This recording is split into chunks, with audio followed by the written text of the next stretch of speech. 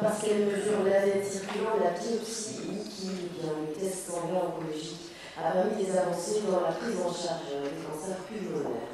Elle offre aussi des perspectives de suivi des cancers, ainsi que de diagnostic précoce des tumeurs avant même qu'une détection radiologique médicale soit possible. Alors si les travaux ont déjà été réalisés en ce sens, la pratique quotidienne n'est pas encore envisageable. La présidente, c'est ce que va nous expliquer le professeur Paul Hoffman, qui a co-présidé cette séance avec vous. Merci Vanessa. Paul Hoffman est pathologiste, professeur de pathologie et de biologie moléculaire, chef de service du laboratoire de pathologie clinique et expérimentale au CHU de Nice, directeur de l'unité INSERM à l'Université de Nice Côte d'Azur, directeur du master en biohacking et gestion des données. On a beaucoup parlé de données, on n'a pas utilisé le mot big data, on aurait pu. Directeur également de la Fédération hospitalo-universitaire Hongroise, vice-président de la Ligue départementale de la lutte contre le cancer, ancien élève du département de pathologie de l'université d'Harvard, mais également du Max Planck Institute, et médaillé de la médaille de la Shield Warren Lecture à Harvard. J'oublie le plus important, directeur de l'IHU. Alors l'IHU, c'est un institut hospitalo-universitaire qui a pour un nom magnifique qui veut tout dire, Respirera, qui fait partie des pôles d'excellence qui ont été lancés par le président Macron dans le cadre du plan France 2020 pour renforcer la recherche médicale. Comme son nom l'indique, Respirera va s'intéresser à la santé respiratoire, à l'environnement, mais aussi au vieillissement, au BPCO, mucoviscidose, fibrose, cancer pulmonaire, et pôle d'excellence en recherche, enseignement et également innovation. Voilà, tu as la parole. Merci beaucoup pour cette introduction. Merci pour l'invitation. C'est un honneur pour moi d'être avec vous aujourd'hui. La difficulté, c'est d'être le dernier orateur après trois brillants présentations. Alors, j'ai choisi de vous parler du dépistage du cancer du poumon par une prise de sang. Est-ce que c'est un mythe? Est-ce que c'est une réalité? Est-ce que le futur nous permettra de le faire? Est-ce que le présent nous permet de le faire? Donc c'est ce que je vais vous exposer en quelques minutes. Et je commencerai par quelques considérations extrêmement générales et que l'on connaît certainement, mais qu'il faut peut-être répéter pour bien s'imprégner quand même de cette problématique. Le cancer du poumon, on le sait, c'est la première cause de décès par cancer dans le monde. Probablement à cause de l'exposition tabagique. Alors ce qu'on a mis en place d'emblée dans mon IHU, c'est essayer de faire de la prévention. On parle beaucoup de traitement, mais c'est vrai que le futur est certainement sur la prévention des maladies.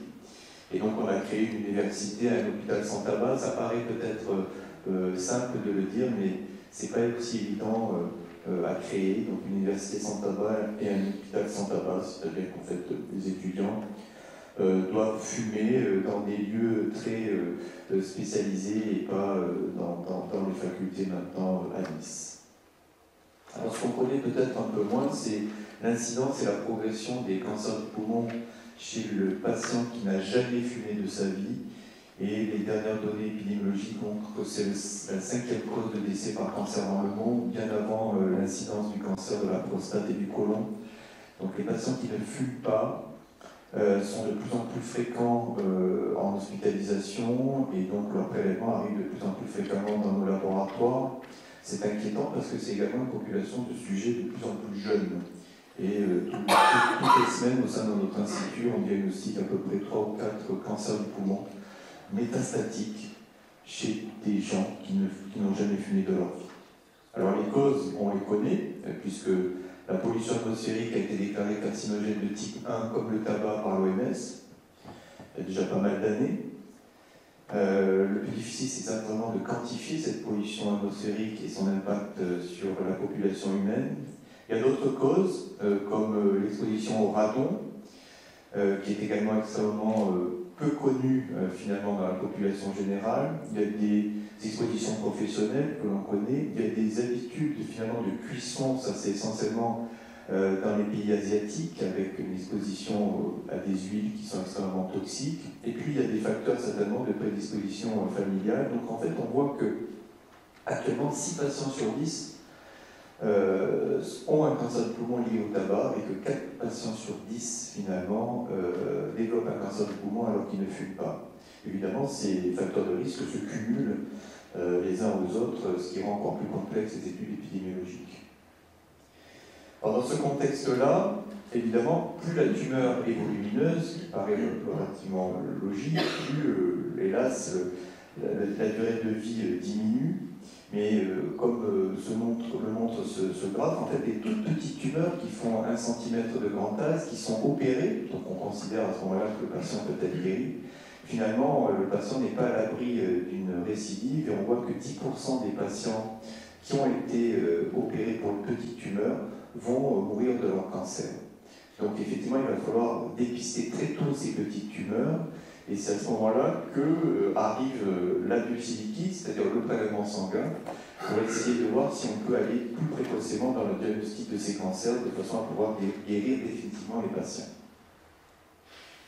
Alors on a créé cet institut universitaire sur Nice, qui est un centre sur les biopsies liquides maintenant en France, donc on a créé un centre d'expertise, et on essaye d'aller vers une médecine dite holistique, c'est-à-dire qu'on essaie d'intégrer différents marqueurs qui arrivent non seulement des données cliniques, épidémiologiques, radiologiques, moléculaires et également des marqueurs de protéomique. Donc on rentre maintenant dans une médecine dite holistique, puisqu'on va à la fois travailler sur les cancers du poumon, mais également sur les maladies respiratoires non cancéreuses, la BPCO, la bronchopneumopathie chronique obstructive, les fibroses pulmonaires, l'asthme, puisqu'on a trouvé très récemment qu'il y avait un lien entre un asthme chronique et le développement d'un cancer. On le savait pour la BPCO, pour l'asthme c'était beaucoup moins connu. Donc on s'aperçoit que le parenchyme pulmonaire finalement est une zone qui est extrêmement grise entre la maladie bénigne et la maladie cancéreuse.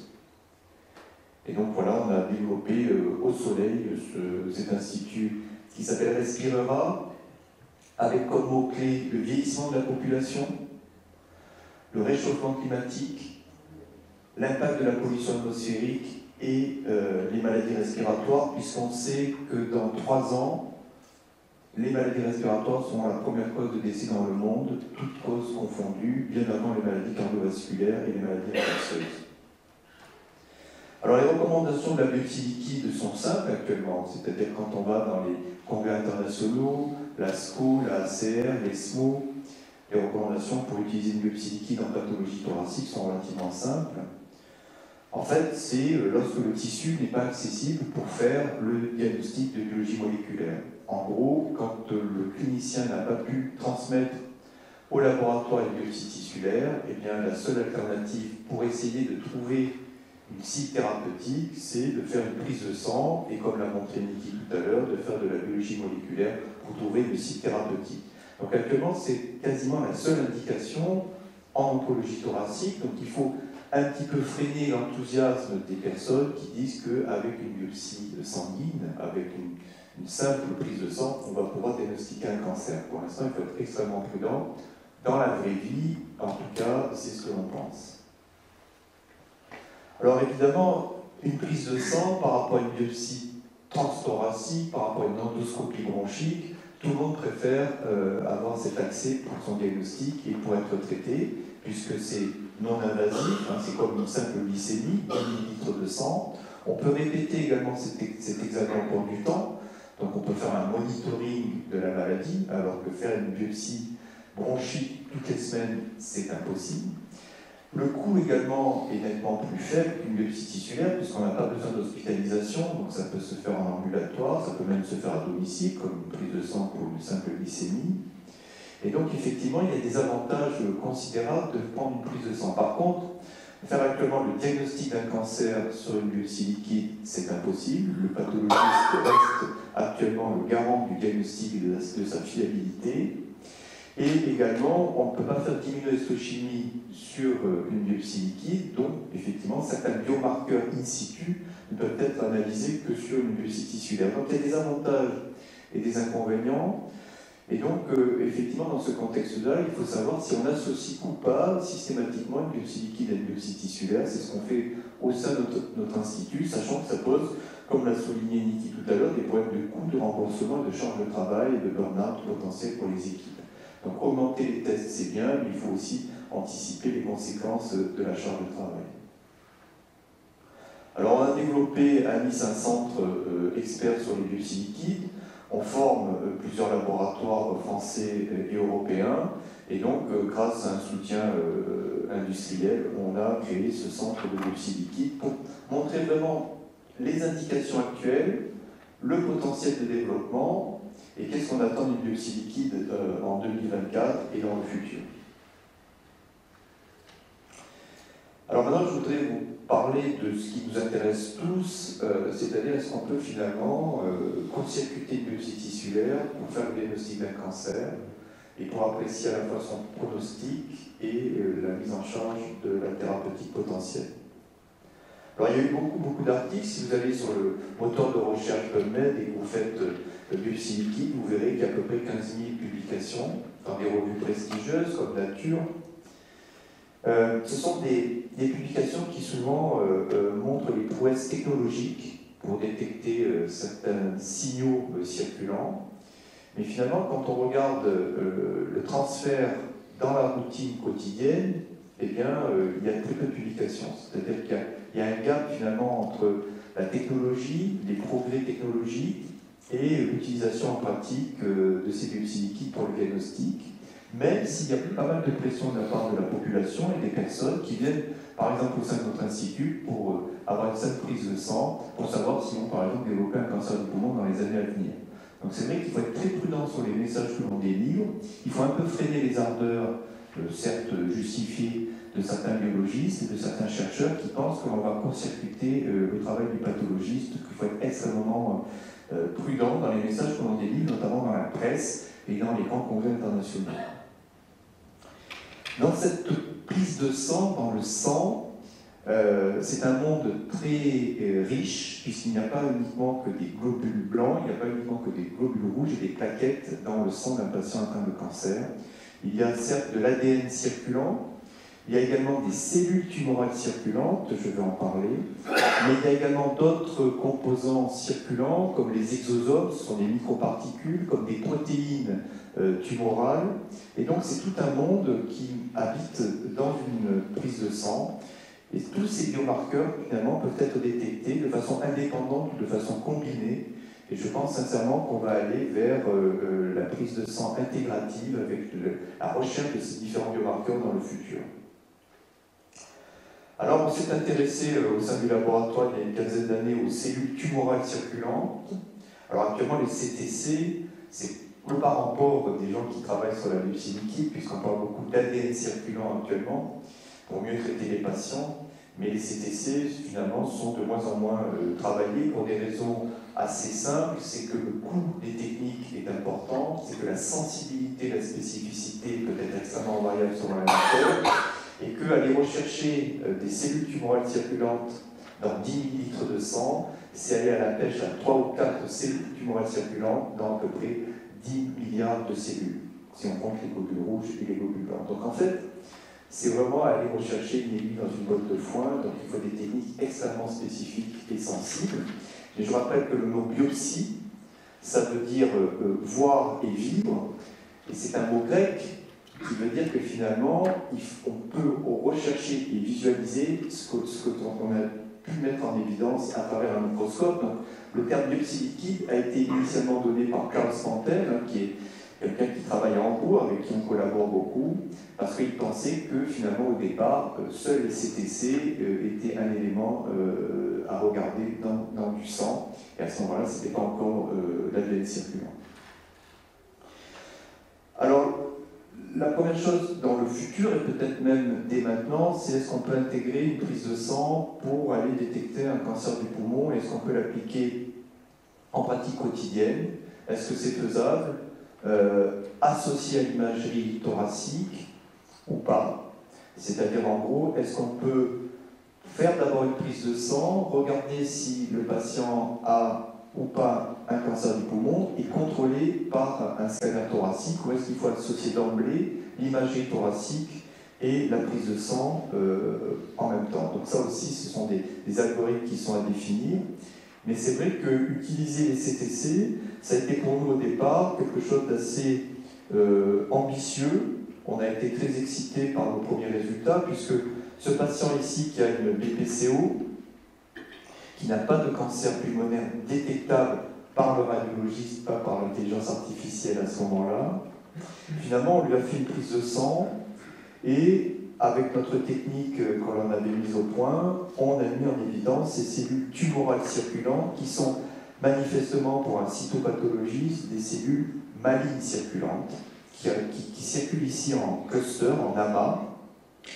Et donc on s'est dit, tiens, il y a des cellules tumorales circulantes, le patient n'a pas d'image de cancer pulmonaire, alors évidemment, il n'avait pas non plus de cancer du côlon ni de la vessie, ou ailleurs, donc on s'est quand même assuré qu'il n'avait pas un autre cancer radiologiquement détectable, et on a répété plusieurs fois finalement ce type d'approche chez des patients à haut risque, qui ont une BPCO, plus de 50 ans, 30 paquets années.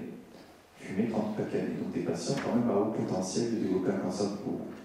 Et donc on a suivi ces patients dans le temps, ça c'est au mois de novembre 2014, et le même patient, finalement un peu plus tard, a développé un cancer du poumon. Donc ici c'est un carcinome pulmonaire de petit stade, stade 1A, qui a racine mutée. Et donc on a progressivement suivi ces patients dans le temps, et on s'est aperçu qu'on pouvait détecter des cellules qu'on a appelées des cellules sentinelles, des cellules dans le sang avant que le cancer soit détectable par l'imagerie, en tout cas l'imagerie conventionnelle, sur des scanners à basse densité. Et donc on a appelé ça des cellules sentinelles. Alors, évidemment, à ce moment-là, il y a eu plusieurs conséquences. D'abord des conséquences médiatiques très importantes, puisqu'on pouvait prédire l'apparition d'un cancer du poumon. La deuxième conséquence, c'est que pas mal de patients fumeurs venaient taper à la porte du laboratoire pour avoir ce test. Et les deux conséquences étaient que s'ils n'avaient pas de CTC détecté, eh bien, c'était un permis pour continuer à fumer. Et évidemment, s'ils avaient des CTC, quoi faire? Parce qu'une fois qu'on a détecté un signal dans le sang alors que la radiologie est quasiment normale, peut-on proposer ou pas un traitement? Et c'était extrêmement anxiogène pour les patients, puisque de toute façon, on n'avait pas de traitement à proposer, et les patients pensaient qu'ils allaient développer forcément un cancer du poumon. Donc à ce stade-là, on n'a surtout pas commercialisé ce test, même si on avait pas mal de pression pour le faire. Et donc on a décidé de faire une étude multicentrique, qui sont toujours les meilleures études pour valider ou pas les études monocentriques. Donc on a fait cette étude multicentrique, qu'on a publiée dans la foulée. Et en fait, on a montré que le test qu'on avait développé était extrêmement spécifique, c'est-à-dire que si on avait des CTC détectables, le patient avait une forte malchance de développer un cancer du poumon. Par contre, on manquait beaucoup de sensibilité. C'est-à-dire que si on ne détectait rien, les patients pouvaient également développer un cancer du poumon. Donc la validité clinique de ce test était quand même un petit peu faible, et donc on a été extrêmement prudent pour ne pas développer ce test et pour ne pas le mettre en pratique en commercialisation, tout simplement parce qu'on pensait que ce manque de sensibilité n'était pas forcément le garant d'une certaine honnêteté, donc on a arrêté. On a arrêté. Alors, dépister un cancer, et en particulier un cancer du poumon, dans le sang, évidemment, il y a beaucoup de programmes actuellement internationaux qui sont développés, encore avec les CTC, également sur l'ADN circulant, également sur les profils de micro-ARN, également sur les exosomes circulants, et également sur les protéines circulantes, notamment au MD Anderson. Donc en fait, chaque composé tumoral qui circule fait l'objet d'études cliniques actuellement pour mettre en évidence que ces tests peuvent être des tests de pré-screening de cancer, en particulier du cancer du poumon. Donc il y a beaucoup d'études qui se font actuellement, donc nous on a continué dans la foulée, on n'a pas laissé tomber, et finalement on a essayé progressivement d'élargir notre champ d'expertise grâce à l'appui des personnes qui travaillent à l'INRIA. Dans notre institut maintenant on a intégré l'INRIA, qui est l'Institut national de recherche informatique automatisée, donc les mathématiciens. Évidemment, on ne peut pas parler de dépistage du cancer sans intégrer l'imagerie radiologique. Et donc, effectivement, dans le cancer du poumon, c'est très important maintenant d'intégrer l'imagerie et les composants circulants, en particulier dans le sang, mais pas que, puisqu'on a également des études qui montrent qu'on peut détecter dans les urines certains fragments tumoraux. Donc là aussi, on a peut-être d'autres pistes. Alors, on a intégré progressivement ce test biologique que l'on a mis au point au sein de notre laboratoire avec les mathématiciens de l'INRIA. Et là encore, évidemment, on n'a pas échappé aux algorithmes d'intelligence artificielle dans notre institution. Alors, détecter des signaux dans le sang d'un cancer du poumon alors qu'il n'y a pas d'image et rien proposé aux patients, c'est extrêmement anxiogène. Vous vous réveillez tous les matins, vous vous dites peut-être qu'aujourd'hui, on va me détecter au niveau pulmonaire un nodule parce que 2 ans auparavant, j'avais dans le sang des signaux biologiques. Donc on s'est dit, il va falloir faire autre chose pour pouvoir proposer un traitement aux patients alors qu'il n'y a pas d'image histologique de cancer et alors que radiologiquement, il n'y a pas d'image. C'est ce qu'on appelle l'interception des cancers.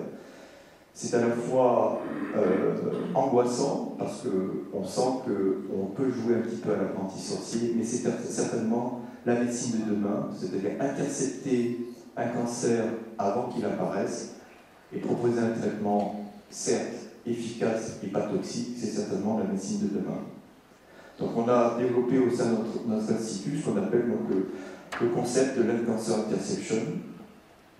Alors évidemment, on n'a pas fait ça tout seul, parce qu'on est à Nice, hein, on a du soleil, on mange bien, mais c'est vrai qu'en termes de sciences et de médecine, on est un petit peu loin du MD Anderson Cancer Center, qui est pour moi un des temples du traitement des cancers actuellement dans le monde. Et donc on travaille avec un de mes anciens étudiants, Simon Hickeux, qui est maintenant professeur au MD Anderson, et puis avec nos collègues mathématiciens du MD Anderson. Certes, dépister le cancer du poumon, c'est bien, mais dépister des signes radiologiques et biologiques que le patient va faire un cancer du poumon et lui proposer un traitement, c'est mieux. Donc on a mis en place ces essais cliniques à la fois à Nice et au MD Anderson, et qu'on appelle donc le lung cancer interception. Alors pourquoi le MD Anderson? Nice et Houston sont des villes jumelées, mais on a également un historique très important au sein de notre institution pour travailler avec l'équipe de John Emack au MD Anderson. Et donc le concept de lung cancer interception, c'est de traiter les patients avant le diagnostic sur des critères radiomiques, d'intelligence artificielle et de biomarqueurs circulants. Donc je ne peux pas vous dire exactement quel type de biomarqueurs circulants, car je n'ai pas encore le droit, sur ce que l'on détecte actuellement au niveau du sang. C'est sur des profils extrêmement précis, grâce à des examens de séquençage avec une profondeur extrêmement importante. Et donc on travaille sur ce couplage à la fois de l'imagerie et des biomarqueurs circulants. Et on traite ces patients finalement avec le canakinumab, qui est un anti-IL-1 bêta. Cet anti-IL-1 bêta est très efficace au moment où la cellule est encore pré-néoplasique, où il y a une atmosphère de cellules myéloïdes. L'anti-IL-1 bêta est extrêmement efficace sur cet environnement de neutrophilie, de MDSC, mais n'est plus du tout efficace quand le cancer apparaît et quand il est dans un environnement lymphoïde. Donc ces tests maintenant sont en cours. On inclut des patients qui ont plus de 50 ans, qui ont des signaux radiologiques et circulants d'apparition potentielle de cancer du poumon. Et donc il y a des essais cliniques actuellement qui se font au sein de mon institut et au niveau du MD Anderson. Alors, ce concept d'interception du cancer, de la prévention du cancer, il existe également dans d'autres cancers solides. On peut aller sur le même concept dans les cancers du sein, dans les cancers du côlon. Donc probablement la médecine de demain, ce sera de prévenir l'apparition des cancers en traitant les patients avant même qu'ils aient des signaux histologiques et radiologiques. Et donc effectivement, ce développement se fait actuellement maintenant dans d'autres pathologies d'organes. Et au-delà de la prévention, c'est-à-dire d'empêcher les gens de fumer, au-delà des végétalisations des villes, d'éviter de bétonner les villes pour lutter contre la pollution atmosphérique, je pense qu'on peut combiner également des traitements préventifs maintenant des cancers, notamment chez les personnes âgées, parce que c'est la population de demain, c'est même la population d'aujourd'hui à Nice en termes de patients. C'est la première cause d'hospitalisation, c'est les patients âgés atteints de maladies respiratoires à Nice. Donc on peut proposer ces traitements qui ne sont pas toxiques et qui sont potentiellement efficaces. Alors juste pour faire un peu de publicité sur le Congrès mondial des biopsies liquides qui aura lieu à Nice au mois de mai, on a invité Charles Santon, que peut-être certains d'entre vous connaissent. On a invité Lian Qiu, qui est la nouvelle présidente de l'ACR, l'Association américaine de cancer, de recherche sur le cancer. Fabrice André, qui est à l'Institut Cerveau aussi, qui est le président actuel de l'ESMO. Luis Diaz, qui est l'éditeur en chef de la revue Cancer Discovery. Donc au cours de cette réunion que l'on a organisée à Nice, on va parler finalement de l'interception des cancers avec des biomarqueurs circulants et l'imagerie. Et donc je vous invite tous à venir au bord de la Méditerranée pour assister à ce meeting. Voilà, je voudrais remercier également mon équipe qui travaille beaucoup avec moi et je vous remercie tous les jours. Je vous remercie beaucoup.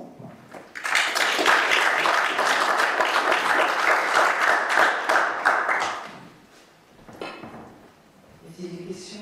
Muriel Moser. Merci beaucoup. Vous pourriez nous dire un peu plus sur le traitement que vous proposez, si je comprends bien, c'est l'anti-L1 exact. Pouvez-vous dire sur quoi il est basé? Et vous avez parlé de neutrophiles, il agit essentiellement sur les neutrophiles qui peuvent en effet être pro ou antitumoraux. Oui, en fait c'est un concept qui est issu des laboratoires, d'analyse à la fois sur des modèles murins et ensuite sur des modèles cellulaires et sur des essais cliniques de phase 1. Donc en fait, l'environnement finalement d'une cellule avant qu'elle se transforme en cellule cancéreuse, la cellule prénéoplasique, même avant d'avoir un cancer in situ, en fait c'est l'arrivée des polynucléaires neutrophiles qui viennent grignoter finalement ces cellules tumorales. Et donc ces cellules tumorales libèrent de l'IL1 bêta, et le fait de lutter contre l'arrivée des neutrophiles en anti-IL1 bêta fait que la cellule risque de ne pas se transformer en cellule cancéreuse. Donc c'est un mécanisme qui est relativement simple, in vitro. Maintenant, chez l'homme, c'est une étude clinique qui est en cours. Il va falloir voir si on va passer à une étude clinique de phase 2 ou de phase 3, puisque pour l'instant, on a débuté une étude de phase 1 chez les volontaires. C'est beaucoup.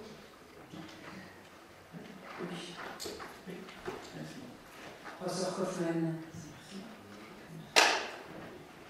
Merci bien. J'aurais deux questions.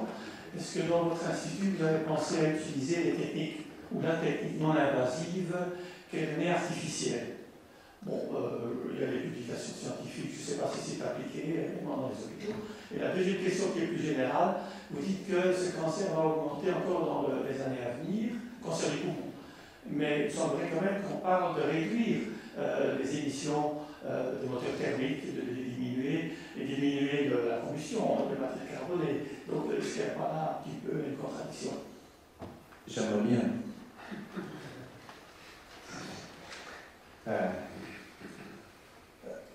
Je crains que selon les pays, selon les politiques, les actions soient un petit peu différentes. J'étais sur le continent indien la semaine dernière, à Delhi. Je me baladais avec un masque. Freiner actuellement la progression de la pollution atmosphérique dans le monde, peut-être dans un pays ou dans une région c'est faisable parce que les gens sont raisonnables, mais il faudra voir qu'avec les courants d'air, on va prendre de toute façon la pollution atmosphérique de certains continents qui ne peuvent pas freiner actuellement. Donc je l'espère. Je l'espère. Il faut bien savoir une chose, c'est qu'au-delà de la pollution atmosphérique, l'impact du réchauffement climatique sur la respiration est très important et qu'on sous-estime certainement l'impact du réchauffement climatique sur les lésions des alvéoles et des bronches dans le futur, notamment chez les personnes âgées qui ont déjà un épithélium relativement fragile. Donc le cumul de ces différentes prédispositions pour développer un cancer, à mon avis, risque de prendre du temps, c'est-à-dire que je pense que probablement ça va pas être pour demain matin. À Nice, par exemple, il y a une politique qu'on a engagée de végétalisation de la ville, donc il y a des arbres partout, évidemment il faut les choisir, hein, pas ceux qui dégagent ce qu'il ne faut pas, que ce ne soit pas trop allergène. Et donc on essaie effectivement d'avoir une politique de santé sur la Côte d'Azur, parce qu'il faut savoir, c'est que la Côte d'Azur, c'est une région qui est extrêmement polluée, 6e métropole la plus polluée d'Europe, parce qu'on est coincé entre la montagne et la mer et qu'il n'y a pas de circulation d'air, c'est comme Santiago au Chili. Donc ça, même s'il fait très beau, au mois d'août, il ne vaut mieux pas aller courir sur la promenade des Anglais à midi. Concernant le nez artificiel, oui, on a une étude sur le nez artificiel, notamment sur l'exposome, et puis on peut détecter effectivement certains composants exhalés qui peuvent être compatibles avec des lésions cancéreuses pulmonaires. On fait des études en double aveugle, il y a plusieurs technologies qui sont développées, coûteuses. Donc il y a une étude qui est parallèle, qui est menée par un des étudiants, effectivement. Merci.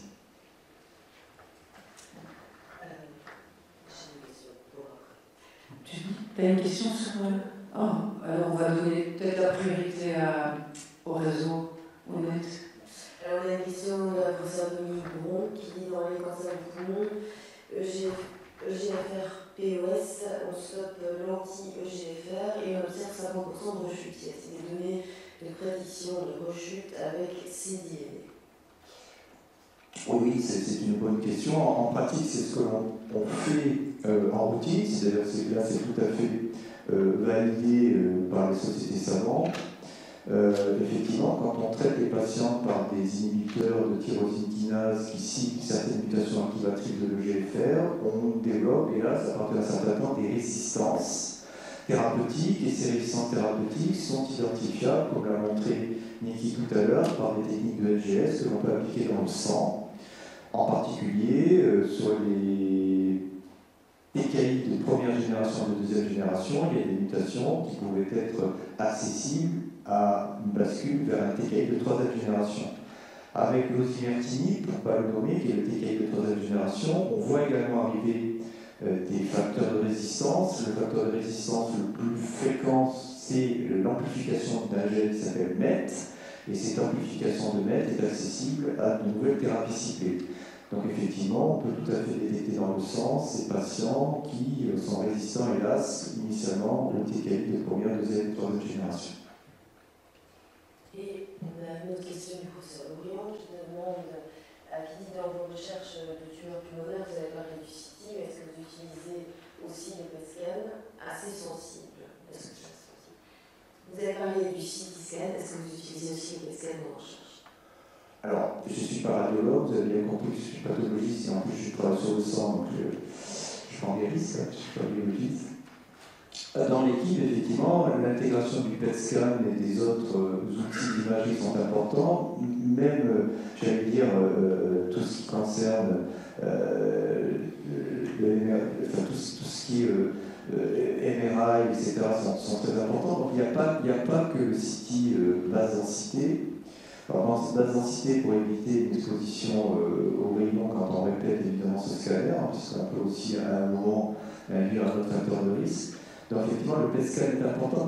Le seul peut-être bémol du PET scan, c'est actuellement en intelligence artificielle un petit peu un manque de spécificité, puisqu'on sait que certaines maladies infectieuses pulmonaires, par exemple comme la tuberculose, comme d'autres maladies infectieuses pulmonaires, peuvent entraîner une fixation qui finalement représente un petit peu un faux positif par rapport à un scanner. Donc, comme il a été dit tout à l'heure par Philippe, c'est certain qu'il faut intégrer une masse de données importante avant de pouvoir utiliser des outils d'intelligence artificielle avec le PET scan. Il y a encore une question dans la salle. Merci Madame la Présidente. J'ai une question parmi les biomarqueurs. Est-ce que dans votre algorithme de décision, vous utilisez l'homocystéine, qui, je le rappelle, donc, est un témoin d'une anomalie de la méthylation?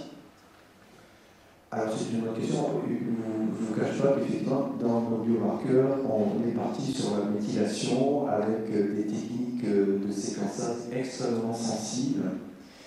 puissante. Donc effectivement, ce biomarqueur polycité fait partie d'une signature extrêmement complexe, mais ce n'est pas la seule. Merci. D'autres questions? Merci. Merci.